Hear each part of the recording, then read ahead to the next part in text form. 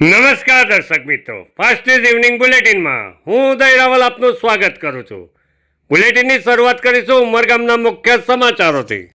આજે રંગપંચમીના પાવન અવસરે વાપી, દમણ, ઉદવાડા, પારડી, સિલવાસા વગેરે વિસ્તારમાં વર્ષોથી વસવાટ કરતા રાજસ્થાન માલી સમુદાયના લોકો ભીલાડ ખાતે આવી પહોંચ્યા હતા। ભીલાડ ખાતે શિવલાલ માલી, મધુભાઈ, ઘેવરભાઈ માલી, જિલ્લા બાંધકામ સમિતિ અધ્યક્ષ ભરતભાઈ જાદવ, વિશ્વ હિન્દુ પરિષદ વલસાડ જિલ્લા પ્રમુખ પિયુષભાઈ શાહે તેઓનું સ્વાગત કર્યું હતું।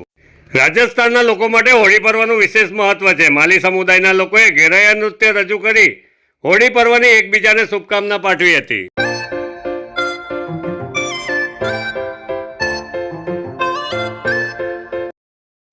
ભીલાડ પોલીસ સ્ટેશનમાં વર્ષ 2004માં લૂંટ અને જાનથી મારી નાખવાની ફરિયાદ નોંધાઈ હતી।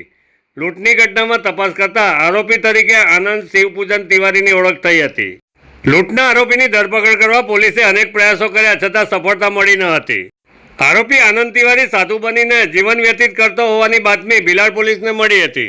બાતમીના આધારે ભીલાડ પોલીસની ટીમ બનારસ પહોંચી હતી। પોલીસે સાધુ અને ફેરિયાનો વેશ ધારણ કર્યો હતો। આરોપી બનારસ ખાતે શ્રી 1008 અનંત દેવી સાધુ તરીકે નામ ધારણ કરીને રહેતો હતો। ભીલાડ પોલીસે ખાતરી કર્યા બાદ આરોપી આનંદ તિવારીને ઝડપી લીધો હતો। વલસાડ જિલ્લાના ધરમપુર તાલુકામાં કાશીરામ સિંગાડા નામના વૃદ્ધની કરપીણ હત્યા કરાઈ હતી, જેમાં ફરિયાદી જ આરોપી હોવાનું પોલીસ તપાસમાં બહાર આવ્યું છે। પોલીસ તપાસમાં મૃતકના પુત્ર કમલેશ સિંગાડાએ દાદાની હત્યા કરી હોવાની ચોંકાવનારો ખુલાસો થયો હતો। મૃતક કાશીરામ સિંગાડા તેમના ગામ અને આસપાસના વિસ્તારમાં ભગત બુવા અને તંત્ર મંત્રની વિધિ કરતા હતા। બનાવના દિવસે હોળીના તહેવાર નિમિત્તે ગામ લોકોએ મૃતક કાશીરામને હોળી પ્રગટાવવાની વિધિ કરવા બોલાવ્યા હતા। આરોપી કમલેશ દાદા પાસે કર્મકાંડ અને ભગત બુવાની વિધિ શીખી રહ્યો હતો। ગામમાં હોળી પ્રગટાવવાની વિધિ કરવા બાબતે દાદા અને પુત્રમાં વિવાદ થયો હતો। ગામ લોકોએ પૌત્ર કમલેશને ના પાડી ભગત કાશીરામ જ હોળીની વિધિ કરાવે તેવો આગ્રહ કરતા પૌત્રને મનદુખ થયું હતું। હોળી પ્રગટાવી ઘરે પરત ફરેલા દાદા કાશીરામ સિંગાડા ઉપર પૌત્ર કમલેશે જીવલેણ હુમલો કર્યો હતો।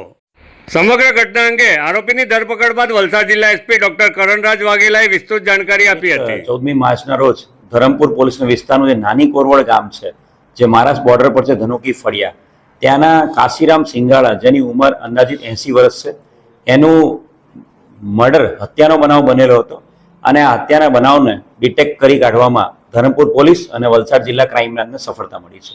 ધરમપુર પોલીસ સ્ટેશનની ટીમ અને ક્રાઇમ બ્રાન્ચની ટીમે આ બાબતે દેવાનંદ સિંગાડાની પ્રોપર પૂછપરછ અને ત્યારબાદ કમલેશની આગવી ઢબે પૂછપરછ કરતા સમગ્ર આખો ભાંડો ફૂટી ગયો છે અને દાદાની હત્યા એના પૌત્ર કમલેશે જ કરી છે એ પુરવાર થયું છે। ફરિયાદી પોતે જ આરોપી સાબિત થયો છે અને આ બાબતે તમામ સાયન્ટિફિક પુરાવા, તમામ ફિઝિકલ રામ સિંગાડા જે છે એ ભગતની કામગીરી કરે છે। એ સમગ્ર વિસ્તારમાં એમના સમાજના લોકોના ધાર્મિક વિધિઓમાં કર્મકાંડ કરવા જતા હોય છે અને હોળીના દિવસે પણ એમણે જે ગામમાં જે હોળીનું પ્રગટાવવાનું અને હોળીની જે પૂજા વિધિ હતી સવારની સાંજની, એ એમણે કરેલી હતી। અને જે કાશીરામ સિંગાડા છે, એમના દીકરાનો દીકરો એટલે એમનો પૌત્ર કમલેશ સિંગાડા, એ ઘણા સમયથી એ દાદા સાથે અલગ અલગ પૂજા વિધિ કરવા જતા હોય છે અને છેલ્લા 6-7 મહિનાથી એ કમલેશ એમનો પૌત્ર એ દાદા પાસે વારંવાર એમને ધાર્મિક વિધિ શીખવાડવા માટે કહેતો હતો અને દાદાની ગેરહાજરીમાં એ વિધિ કરી શકે એના માટે લોકોને આગ્રહ કરતો હતો। અને દાદા જે છે કાશીરામ સિંગાડા એને વિધિ શીખવાડતા નહોતા અને મોટાભાગની વિધિ મેં પોતે જાતેથી રહેતા હતા। હોળીના દિવસે પણ રાત્રિ દરમિયાન પૂજા વિધિ કરવા માટે જ્યારે એના પૌત્રએ કહ્યું કમલેશે કે હું આ વિધિ કરવા જઈશ, તો કાશીરામે એને ના પાડી હતી અને પોતે વિધિ કરવા ગયા હતા અને જેની દાજ રાખીને પ્રોપર પ્લાનિંગ કરીને એ જે હોળીની જે ફંક્શન ચાલી રહ્યું હતું એ ફંક્શનમાંથી બારોબાર રાત્રિ દરમિયાન અંધારાનો લાભ લઈને આવીને એણે પોતાના જ દાદાને લાકડાના ફટકા મારીને એમણે એને ઈજાગ્રસ્ત કરીને અને મૃત્યુ પામે છે એમ વિચારીને એ ત્યાંથી ભાગી છૂટ્યો હતો અને ત્યાંથી ઘરે જઈને કપડાં બદલીને પાછો એ ફંક્શનમાં હાજર રહ્યો હતો। વલસાડ જિલ્લા પોલીસ દ્વારા ગત રાતે સઘન ચેકિંગ હાથ ધરવામાં આવ્યું હતું। મોડી રાતે અચાનક જ પોલીસ એલર્ટ મોડ પર થઈ અને જિલ્લાના વિવિધ વિસ્તારોમાં ઠેર ઠેર વાહન ચેકિંગ શરૂ કર્યું હતું। મોડી રાતે પોલીસ દ્વારા થઈ રહેલી કાર્યવાહીથી લોકો અચરજમાં મુકાયા હતા। સરકારના ગૃહ વિભાગની સૂચના મુજબ મોડી રાત્રે પોલીસ દ્વારા સરપ્રાઇઝ ચેકિંગ કરવામાં આવ્યું હતું। વલસાડ જિલ્લાના પોલીસ વિભાગના ઉચ્ચ અધિકારીઓ અને પોલીસ કર્મીઓ કાર્યવાહીમાં જોડાયા હતા। ગુજરાતના બ્લાઇન્ડ ક્રિકેટરોની ટીમ મુંબઈ ખાતે યોજાઈ રહેલી સિયારામ ક્રિકેટ ટુર્નામેન્ટમાં ભાગ લેવા રવાના થઈ હતી।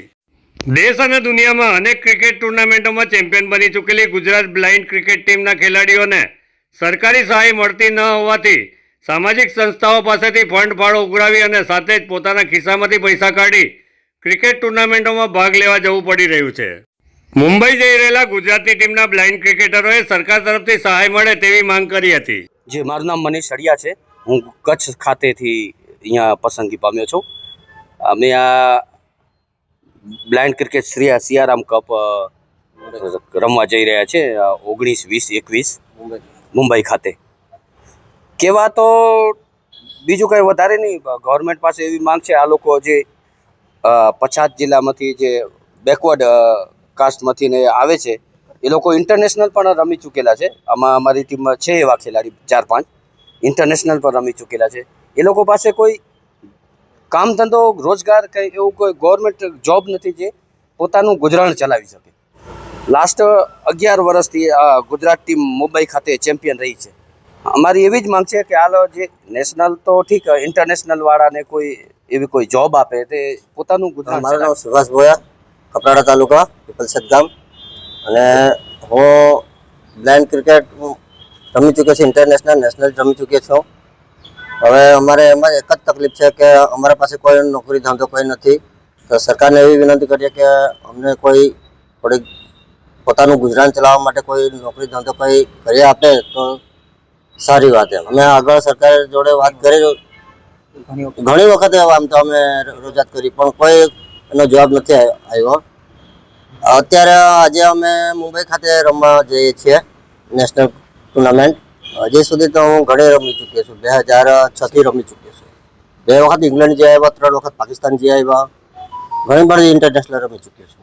બ્લાઇન્ડ ક્રિકેટ તો કઈ ને એ લોકો ખર્ચો કરે છે. બ્લાઇન્ડ જે પેલી આપણે CABA ખરીને એ લોકો ખર્ચો કરે પણ આપણે સરકાર તરફથી કંઈ નથી મળતું અમને. ના નથી આપતી. એ અમારે પોતે ખર્ચે જવું પડે ને સરકાર અમને કોઈ મદદ કરતી નથી. અમારે આપણે બેટ કે અમારે સાધન લેવું હોય તો અમારે પોતાનું લેવું પડે, ગ્લવ્સ ને બધું સાધન જોઈતું હોય. ફાસ્ટ ન્યૂઝ ઇવનિંગ બુલેટિનમાં આજે બસ આટલું જ. આવતીકાલે ફરી મળીશું. નમસ્કાર.